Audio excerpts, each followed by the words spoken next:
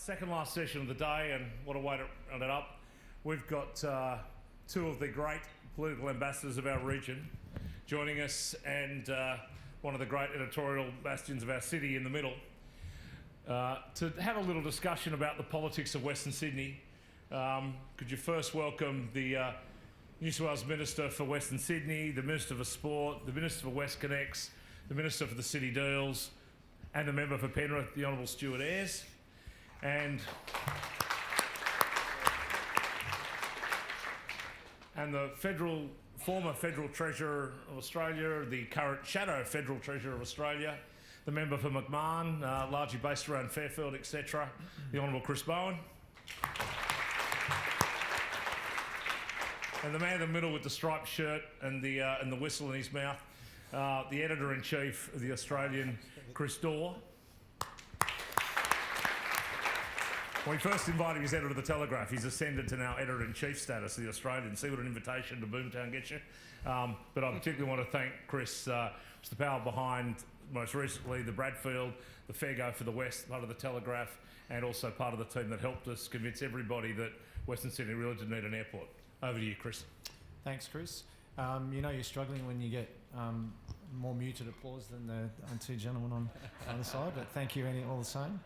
Look, we don't have a lot of time. We've got a very strict time limit that I'd like to adhere to, so there's a little bit to go through, and I'd like to get hear as much from these guys as possible. Obviously, you know, what we have here with us are two, you know, more than likely are future leaders of their parties, and uniquely from the western part of Sydney, which brings with it a very unique perspective on public policy in Australia that affects the nation and the state. So I really want to get into just generally to either of you, and I think it'd be great if you could jump in and don't hold back. It's good, it's interesting from different state and federal perspectives here too. So there's two elections coming up over the next 6 or 7 months. The West, as always, is obviously going to be critical. Stuart, from your perspective, why is the West so important for this state, and what will it be fought on from a state level, and what kind of influence will the feds have on that? So I think Western Sydney is a convergence of Middle Australia across a number of seats, which largely means there's more marginal seats in one geographical area than just about any other geographical area in the state. And I think across the country, the marginal seats of Western Sydney have often been a good indicator for the performance of both sides of politics federally. So that's, I think, why it's so important. From a state perspective, it's very much about outlining an economic vision for Western Sydney, allowing people to get a really clear understanding around how jobs are going to be created closer to where people live, also maintaining the very important focus on livability of those regions. So it can't just be about development, it's got to be about creating livable communities. And we also want to be able to say very, very clearly to people at the state level that the service provisions that are so important to the way we conduct our day-to-day lives, schools and hospitals particularly, stay the focus for the service level of government. I think there will be some overlap around the economic narrative and the vision for the country that comes out of the federal election, and the fact that you have convergence of important seats both federally and state at the same time with elections overlapping, there will be some impact. I've got no doubt about that. And Chris, obviously, you know, when we're talking about infrastructure, there is that crossover and that struggle to deal with a state and local government for that matter. As a local, you know, from a local electorate perspective and from your federal sphere, how do you see that next 7 months playing out? Well, if you care about how cities work, you care about how Sydney works. And if you care about how Sydney works, you care about how Western Sydney works. I think that's the main focus for us. Sure, it's a political battleground for us, probably, frankly, more at the state level than the federal level, without getting ahead of ourselves. There's more contested territory at the state level. We don't take any of our seats for granted in Western Sydney, but we hold already basically most of them, and it's less a political battleground for us than it has been in previous elections. But if you look at our commitments, we give one generally one big infrastructure commitment in each capital city, in each election. We've already made our commitment for Sydney, and they're both, I see them as one commitment, but there's both projects. They're both in Western Sydney. The rail line for the airport and the Western Sydney Metro, $3 billion each. I mean, they are very big commitments that we would make. By far the biggest spending commitment we'll make in Sydney, because if you do, as I said, in all the world's great federations, where the centre cares about how a city works, that is a much more effective federation, working in partnership with the state level of government, of course. So our big commitments are for Western Sydney in terms of Sydney. We've said things about city deals, for example. We won't rip them up. We'll honour what's been done, but we think we can improve them. The Western Sydney deal we have no problem with as far as it goes, but we think there are some things that could be done better going forward. So I think you'll see a pretty big focus on Western Sydney in both elections, but more importantly in the policy offerings of both sides in both elections. I mean, when you, each of you obviously talk to a lot of your constituents, and you know, do you get a sense when you talk about big projects and infrastructure as a word, even, do you get this glazing over of, is there the voter fatigue that people talk about? You know, do you see that? Do you sense it? And how do you tackle it? I think there's a broad understanding that infrastructure is necessary. Yeah, sure, there's a degree of cynicism particularly about projects which are going to take a long time, as railway lines inevitably do. But nevertheless, there's a broad understanding that they're necessary. So, of all the things, if you asked me to write a list of things people are cynical about, infrastructure commitments wouldn't be at the top of the list or wouldn't be in the top few, because people do understand the need for them. They want some reassurance that they'll be actually delivered, and that means a bit of detail, a bit of clear funding commitments, and some plans, which are some frankly harder in opposition than government to do that detailed planning. But you can put enough on the table to make the concerns credible. So no, I wouldn't, Chris, say that there's a high degree of cynicism about infrastructure per se. Yeah. I think actually there's quite a broad understanding about how important it is for the economy and for livability. And I think from a state level, Stuart, obviously when you talk infrastructure, you need to deliver. So there's one thing having a lot of money and building lots of things and having plans, but when it comes to the crunch... Well, I don't think there's any infrastructure fatigue west of the M7, because they're keen to see the actual infrastructure delivered. And so as communities evolve and grow, their demands on public transport, their demands on road access, different types of roads, and that's the plan that we've outlined across outer Western Sydney. I think one of the great things about the advocacy of things like the Western Sydney Leadership Dialogue and the leadership organisations across Western Sydney over the last few years is that they've really zeroed in on a number of really key projects that will be big economic drivers. Sydney Metro is a really important one, the Western Line that links Parramatta to the CBD. There's a universal position across both sides of politics to build that rail line. That comes from strong advocacy from Western Sydney. It's been Western Sydney communities that have argued very, very strongly for a north-south rail line across the outer west, because they know that the future of that outer Western city has to be across the north-south corridor. It can't just be continuation of more east-west movements.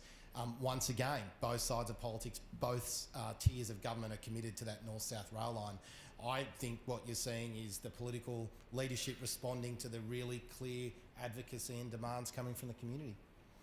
Yeah, I mean, so that is an issue, isn't it? Like the unity ticket approach, where you think about our city and how, you know, we're going to change in and out of governments at state and federal level. How do you get to a stage where you have clear focus that both sides of politics can agree on for the benefit of this of the city and the country? And I mean, can we do more to facilitate more of future planning? Yeah, so absolutely.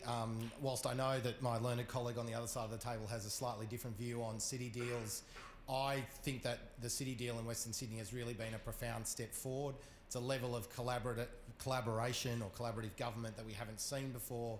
8 councils, Liberal, Labor, Independent, state and federal governments all sitting around the same table. There's a focus on getting more coordinated planning. Planning partnerships have come together, collaborative funding arrangements around livability projects. So whilst it's very much in its infancy, I think it's already starting to deliver big changes in the way people look at projects, from large projects like North-South Rail to local delivery of local parks. And I think that's what the public expects. Quite frankly, I think they're over Liberal and Labor governments and federal and state governments fighting each other. They just want us to get back to putting them at the centre of the decision-making process. And if you do that, you're more likely to make good decisions.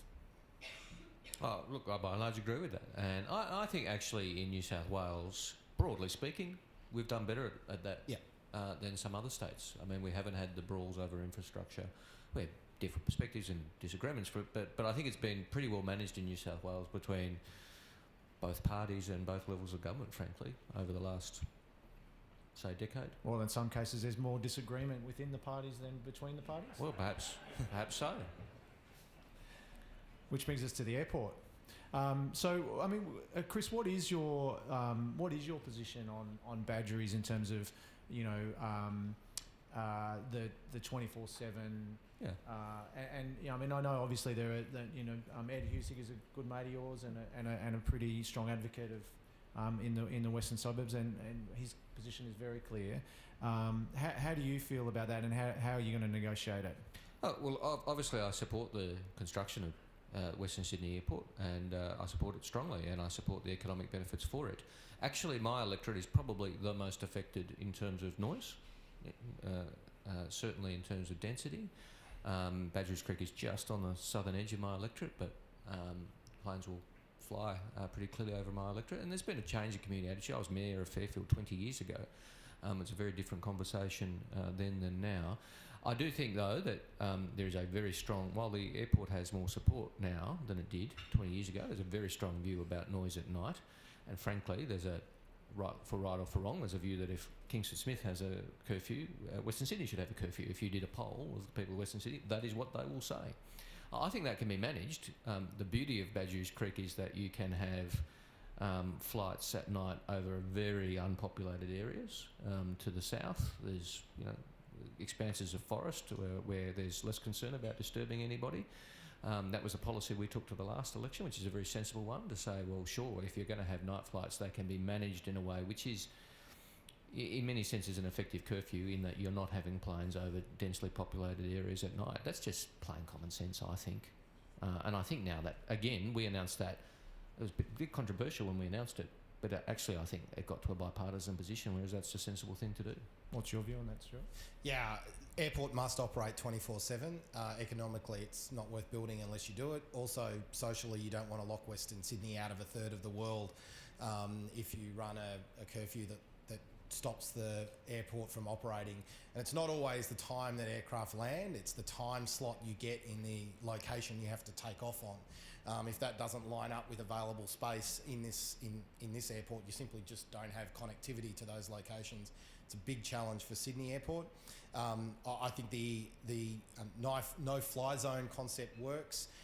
It's not available at Sydney Airport, where you can coordinate the delivery of aircraft from a particular direction to reduce impacts because of where the airport is located and the angle of the runways. You can definitely do that at Badgerys, and pushing what we call end-to-end operations for between 11 p.m. and 6 a.m. out over the southwest, over the national park area is a perfectly reasonable way to manage that. Allows Western Sydney to stay connected to the world 24 hours a day. One contentious infrastructure policy that you've had to grapple with in the last couple of years is stadiums.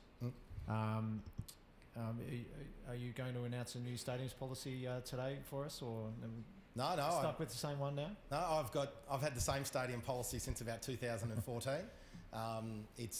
For me, it's pretty clear. It's very reflective of the three cities arrangement that we have through the Greater Sydney Commission. We have a stadium precinct to the east at Moore Park. We have a rectangle stadium and an oval stadium. We have a central city that has two rectangular stadiums and an oval stadium, ANZ, and Western Sydney Stadium at Parramatta. There's an oval at Olympic Park as well. We also see long-term prospects for an outer Western Sydney rectangular stadium similar to what's at Parramatta as that community continues to grow. and we know that we're deficient on indoor facilities. So they're the assets that we have in our plan. It's been there since 2014, and I'm just getting on with the job of building them all. And so what happens when your beloved GWS finally become a powerhouse in the AFL competition? They've got nowhere to play. Well, I think there's definitely scope for the Sydney Showground facility to grow over time in its current configuration. Another stadium? New stadium? Not another one, but stadiums are upgraded all the time. I often talk about the MCG as an example of this. You know, the MCG is not the same stadium that hosted the 1956 Olympics. It might be in the same location, but the oldest thing at the MCG today is the light towers. That entire stadium's been rebuilt 1.5 times already, and we won't be too long before the Victorian government knock over the southern stand from the early 90s and rebuild it, because it just doesn't meet the market demand that's there. So this has happened in Adelaide, where we had a contentious discussion around the stadium. Now you can't find a single person in Adelaide who was on the wrong side of that debate, and Perth had their same thing, and now they want to showcase that on the global stage. Chris, do you scratch your head when you see how this state argument kind of has played out over the last few years? I think we might shatter the beautiful spirit of bipartisanship we had going there for a moment, because I do. I mean, I'm a regular at the precinct as a very strong Giants supporter. I'm there, you know, every second weekend in the season for home games. It works perfectly well. I just couldn't believe it when the state government announced they were going to knock over ANZ Stadium. It's only 20 years old. I mean, I just thought it was complete madness, I've got to say. And, you know, I know that policy's been changed now. I think that's a good thing. But the stadium, again, I'm a regular there, works perfectly well. Spotless, I agree with Stuart, Spotless works well.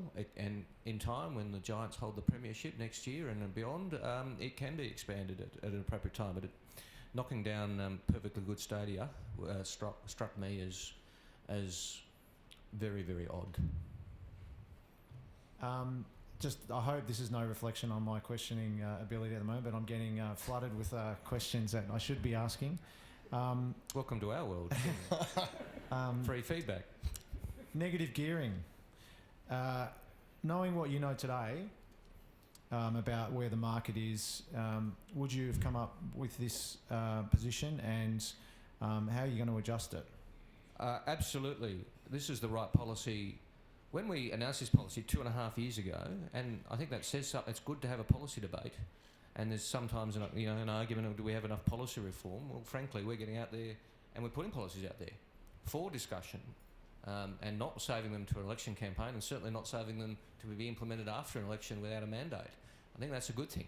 But yes, you're right. When we announced the negative gearing policy 2.5 years ago, the market was booming and needed some heat taken out of it. And frankly, it was the right policy for the time, and it worked well politically. That's just a statement of observation. But it was hugely controversial, a big call for us. Plenty of people thought we'd lost the next election the day we announced that, and we always had confidence that it would be well received when we explained it. The key thing about the change in the market is this. As I said, when we announced the policy, we did not design it for one particular market circumstance. We designed it to get the settings right for the long term. You don't change negative gearing policy very often. You change it once every 3 decades or so. So you've got to get it right for a whole range of market circumstances, which will be different at different times. I mean, you know, Sydney's different to Perth, is different to Brisbane on any given day. We took the view that it's the most generous property tax concession in the world. We took the view that it was a drain on the budget. We took the view that it was unsustainable going forward, and that we could put it to work by focusing on new property. Just like the foreign investment laws work, that it's more liberal for new property. You can have the tax concession if you actually add to supply, which most of us could agree is the ultimate answer for housing. Now, yes, the market has cooled, particularly in Sydney, Melbourne and Brisbane. That actually means it could be implemented now even more smoothly, because investors have already left. That means, you know, there's less of an impact on the market now. We can get the policy settings right for the longer term, fit for purpose now. Why are investors left the market now? Because they can't get finance, because banks have changed their attitude post-Royal Commission. Doesn't matter what the tax settings are. If you can't get finance, you're not going to invest. So we can make that change now. Means when the market does come back, we've got the policy settings right for the longer term. So it doesn't need adjustment. Now, people sometimes talk. I had some property people in to see me last week, and they said, look, we get your negative gearing policy, we like it. Whether we like it or not, we know you're going to do it if you win. but would you consider delaying it? Because the market, I said, well, look, I'm happy to have that conversation, but don't you think the industry likes certainty? And if you delay it for 12 months or something, it's just going to create more uncertainty. At the moment, the biggest thing on my mind is election timing and budget timing, in terms of if there's an election, there's feasibly 2 probable dates for an election, March 2 or May 18. How does that fit in with the budget timetable, July 1, etc.? These things are on my mind, but I think the industry actually would have thought, put to you, want more certainty and have that policy clarity about when things are being implemented and get on with it relatively quickly. And the members of the property industry I spoke to said, yeah, actually, fair enough, that's a good point. More certainty is a good thing. But you certainly can see that it will have an impact on prices. Well, I accept the Treasury modelling, which at the time said, and still says, a modest impact. But I think it will actually have less of an impact now that the market has already cooled. It's already been factored in. If an investor was going to leave the market because we were changing the negative gearing settings, they've already left the market now. I mean, it's already factored in to the softening of the prices. Danger Will Robinson is kind of my approach to this. I get very concerned about the impact it will have on the existing stock that often creates the entry point for many people in the market, as well as investors, as well as first home buyers who are owner-occupiers.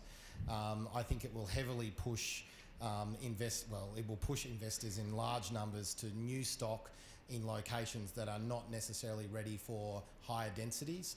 I think it has a big chance of changing the development profile in Western Sydney well beyond what those communities are ready for. So I would be taking a slightly more cautious approach to the Shadow Treasurer's policy position. Well, obviously we disagree. As I said, we spent a lot of time when we first discussed this, considered this as the opposition. Threshold question: do we want to deal with negative gearing? Then whole range of options. You could limit it to 1 house or 2 houses. You could limit it to a cap each year, etc., etc. We settled on new properties only because the traditional argument in favour of negative gearing is you need it to spur new supply. You need that incentive to spur new supply. And if you had a different policy of a cap, there's nothing to say, or to complete abolition as they're doing in New Zealand. There's only 2 countries in the world with with negative gearing, us and New Zealand. New Zealand's abolishing it. We propose to reform it. But if you did that, you would potentially have the argument about new supply. The way of dealing with that is to say you can still negatively gear if it's new, because at the moment, 96% of negative gearing goes to existing properties. That's a 96% failure rate if your policy objective is to spur new construction. Consumer sentiment is, particularly in Sydney, is remarkably aligned to the value of your property, right? So, do you fear that the prospect of people worrying about, what sort of value their properties might have will impact on spending? Look, I don't think that people aren't silly. And you get a valuation on your property and it says it's worth $2 million when, 10 years ago it was worth $1 million. You think, oh, that's great. And then you think, well, if I sell it, I've got to buy somewhere else. Those property prices have gone up too, so I'm actually no better off. And I'll tell you what is a extraordinarily strong sentiment still today, despite the softening of the market, is, my house is worth a lot more. I have got no idea how my kids or grandkids are going to buy into this market. None. Something's got to give. That is a sentiment which is extraordinarily strong in the community. People aren't, 1, silly, or 2, selfish. Actually, I don't think there's a view in society that we should move to a more renter-focused societal network, that home ownership should continue to be an important part of our economy and, frankly, our society, because home ownership is an important anchor for your life. And, I look at my kids who are, I've got 1 teenager and 1 almost teenager, and even I look at it and think, I really struggle about how you're going to afford a house in Fairfield, where we live. So that is a sentiment in the community which I think cannot be underestimated.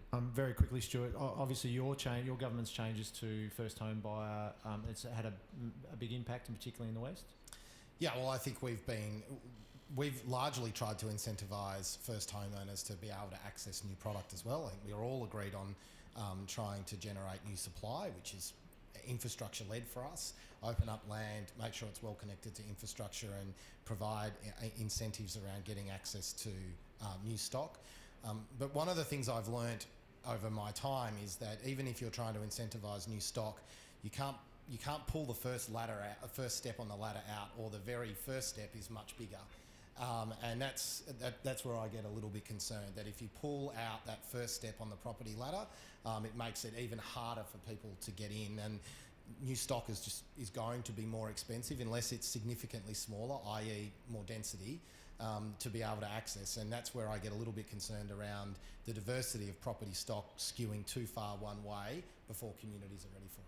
Now, very quickly, we've got a couple of questions from the floor that I just want to finish off with, given we have to, we've got a prior appointment. Stuart, why is your government prioritising a Northern Beaches road over the metro train to Penrith? It's not. It's doing both because we can afford to, because we've managed the economy well for the last 8 years, and that allows us to do both at the same time. No applause to that? Oh, yeah? And Chris, what prospect is there of ever seeing a broad-based land tax to replace all the multi-layered property taxes, or is it just too hard to get states and federal government on the same page? It's not so much getting state and federal government on the same page, because it is entirely a state decision, unless the state asks us to somehow get involved. But a stamp duty to land tax swap would be entirely a matter for a state or a territory, and in fact the ACT has done it, as you know, over a long period of time, and with some advantages, because the ACT is also the local government, so they've rolled in rates into the land tax. But nevertheless, it's a big, bold reform by them, politically risky to put land tax up very significantly and abolish stamp duty. But they've won 2 elections since they've done it. I know other states have contemplated such a swap, and there's plenty of good reasons to contemplate it, but it's not something where the Commonwealth will come in and say you have to do this. If a state came to me, for example, if we won and I was Treasurer and said, listen, we want to do this, but we need some Commonwealth assistance, I'd be happy to have that conversation. But there's no real role for COAG, there's no real role for the Commonwealth, because it's not a federal-state issue to be resolved. It's a matter for a state to decide, we want to get rid of stamp duty for all the obvious reasons, but we'll have to replace it with a land tax. There's a model out there, which is counterintuitive, perhaps, to start with, which is to make the switch voluntary. You think, how does voluntary tax work? Wouldn't that be wonderful, where if all taxes were voluntary? But on this model, a state could say to its population, when you buy a house, you have a choice. You can pay us stamp duty now, or you can tick a box and pay us no stamp duty now, but pay us X thousand dollars land tax for the rest of your life, or as long as you own that land. Which one do you choose? That's a model which states and territories are free to contemplate.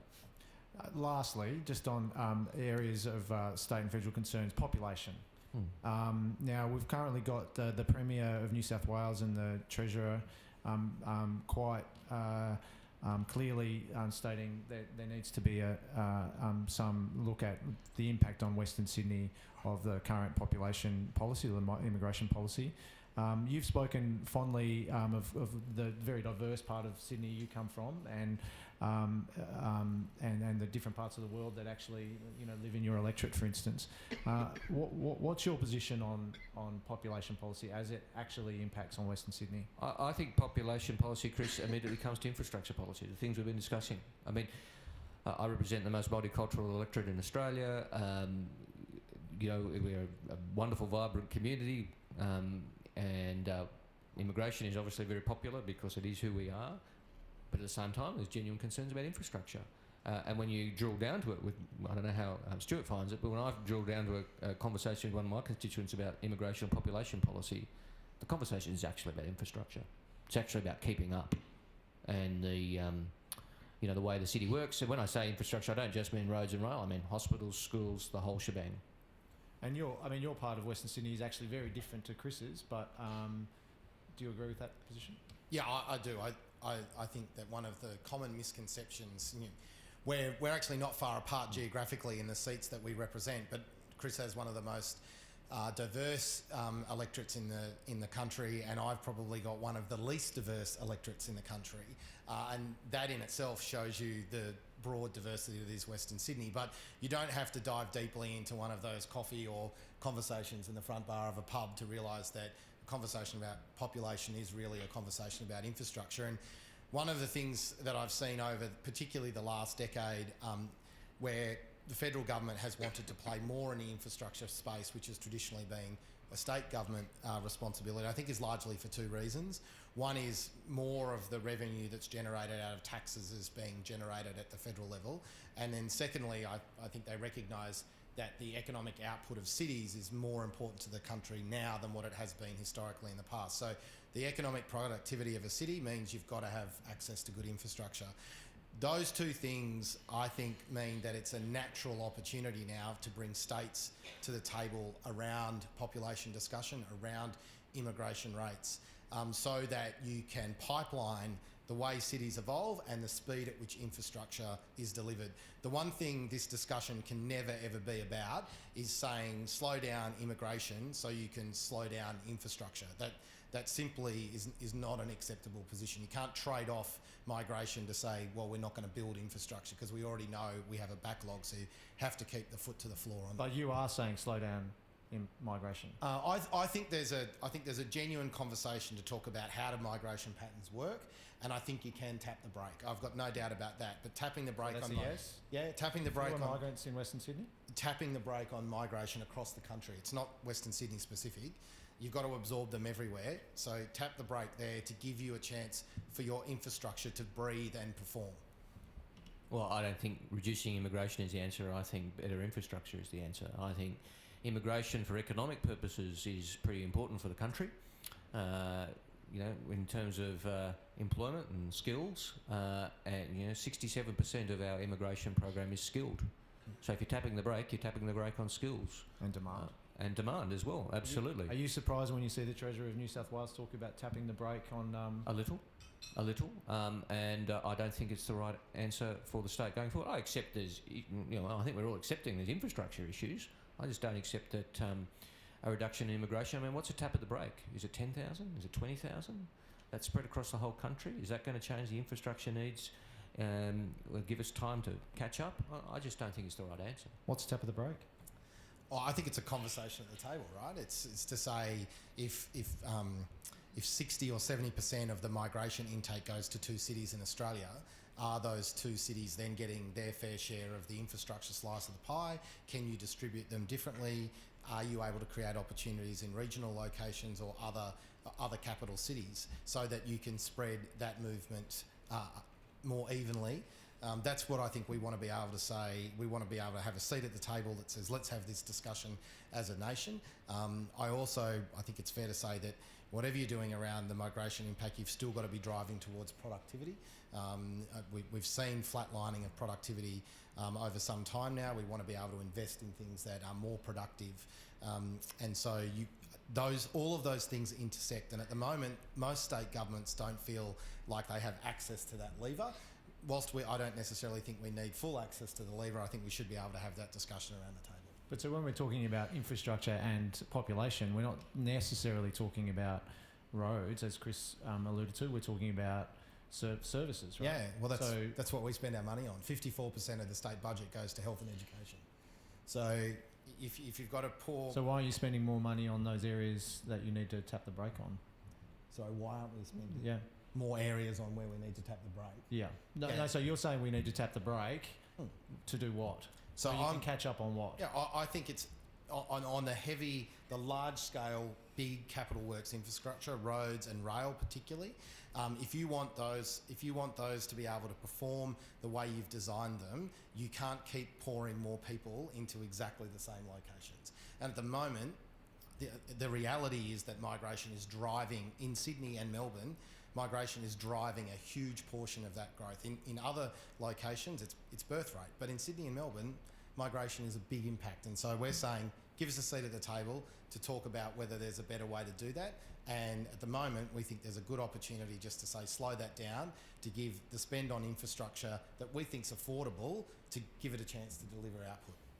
All right, well, listen, we've gone a little bit over time. Sorry, Chris. That was a terrific conversation. Thank you, gentlemen, for your time and the civilised manner in which you discussed these issues. Well done. Pleasure.